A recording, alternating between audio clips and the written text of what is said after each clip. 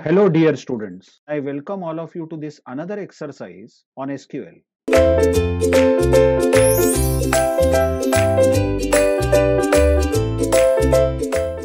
Here, we are going to create a company database like we created institute database in our earlier videos. Company database has two tables, employee and department. Obviously, employee table will have details like employee number, which should be primary key, isn't it? Two employees cannot have same employee number. Name of the employee, salary, and department number in which the employee works. Also, we are going to have home city of the employee, city in which the employee lives, and phone number. But below this, we have added some constraints. Check this word, constraints. Constraint means limitations or rules. The first rule is employee number is primary key.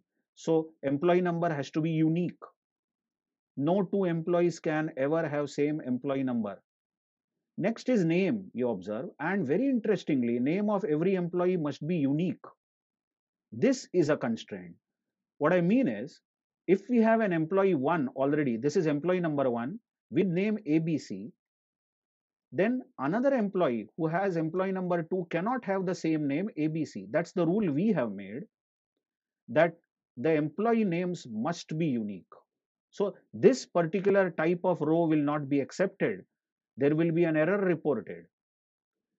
Check the third constraint or the third rule is salary. Salary must be greater than 30,000. That's good news actually. But you cannot add a row with salary less than 30,000. It won't be accepted. This is known as a check constraint, as we will see later. One more constraint is department number. As you all know, department number should be foreign key, which references department number column of department table. Don't worry if you are not in touch with foreign key. Although we have learned what is foreign key in big detail in our earlier videos, but I will still explain what foreign key is just in a while.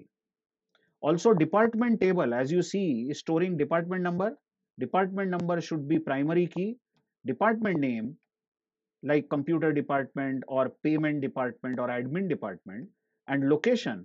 This location will be the city in which the department is located. Maybe computer science department is in Mumbai city and so on. Check that department number is the primary key. Just observe that I have shown, in short, I have shown schema of this database. So company is the database, and in short, we can describe this company database to have employee table. This is a very neat way of telling what tables are there and what are the columns. First column in employee table is EMP ID. Note that it is underlined, so this is the primary key. Employee name, next is employee salary, then department ID, city, and phone number. Also, in the department table, we have DPT ID column as primary key, so it is underlined. We have department name and department location. I have also shown some instances of this table. You observe that employee table, as I have shown here, has 9 employees, 100 to 108. And all these employee IDs are unique, you can see. Come on, they should be unique because this is primary key. Primary key cannot be duplicated. Have a look at employee name. All the employee names are unique. I have given some arbitrary names like A, B, C, D. That's fine. Very interestingly, observe employee salary.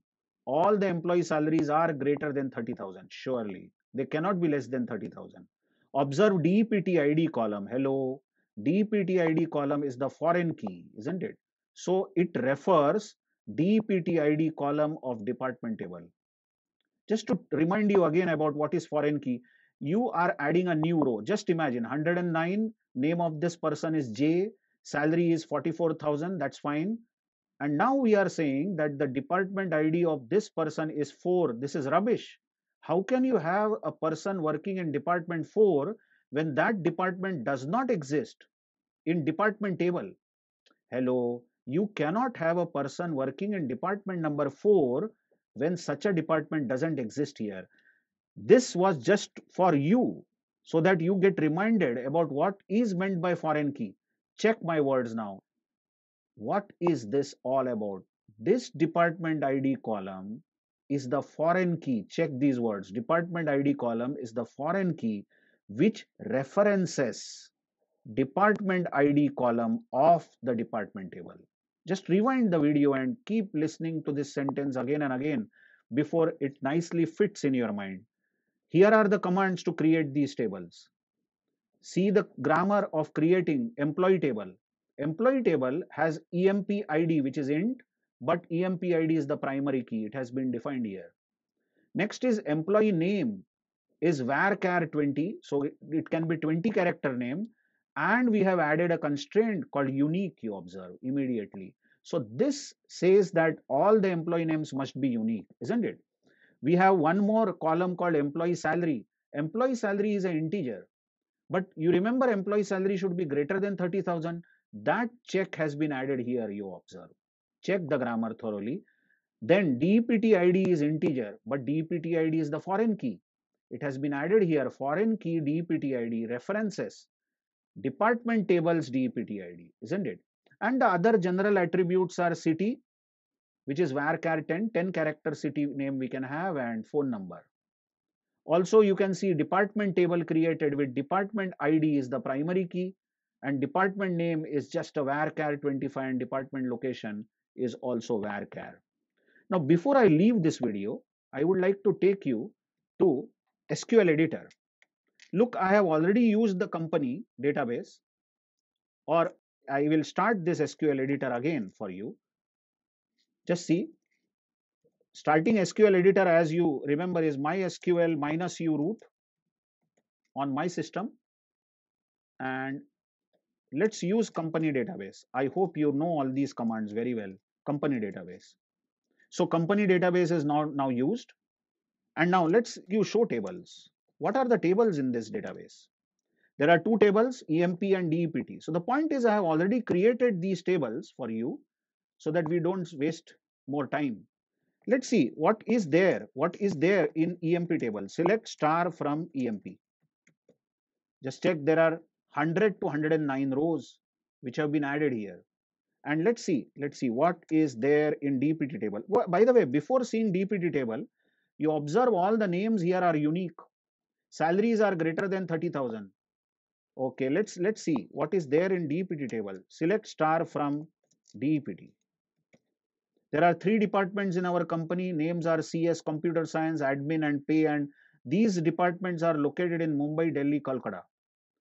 Now let's do something silly. I will insert one row in EMP. I hope you remember the grammar. Insert into EMP values. And I am adding one more row, 110. Check that the last person in our company is 109. And what I will do purposely is I will give the name as J. That's silly. Because names must be unique and this person already exists. And I am giving the same name over here. So this is going to raise an error. And I want to show you that error. Well, salary we will give is 45,000. That's fine. Salary should be greater than 30,000. Department number is 1. That department exists. And the home city of this person is Mumbai. Also, we will give phone number. I think, yes, phone number. Some arbitrary phone number I will give. Get ready for an error. You can see that duplicate entry J error has been shown. You cannot add a person with the same name. We have given unique constraint for the name. So I hope you understood what constraint is. Now let's rectify this constraint. We will give K as the name. Okay, that name doesn't exist in this column at all. But we will do another mistake. We will give salary as 25,000. Now salary constraint is violated. Salary must be greater than 30,000, but we have given 25,000 as the salary. We will keep department ID, city, and the phone number same. Get ready for an error. You can see that it is now raising constraint failed error. Although this error is not so explanatory, just as we got very explanatory error for name.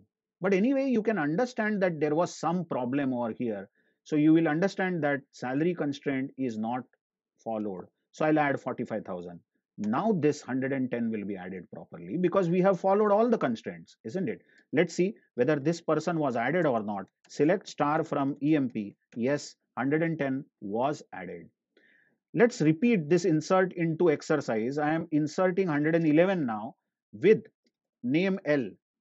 So it's unique and salary is 48,000. But I am going to do something silly again. I'm going to say that this person is from fourth department. How can you have fourth department when that department doesn't exist? So you will get foreign key error. You just check. So this person was not added. Let us prove it again. Select star from EMP. Yes, 111 was not added. I hope you have understood importance of constraints, how to define tables, and when we will come back in the next videos, we will see more about these commands in DBMS. Thank you very much.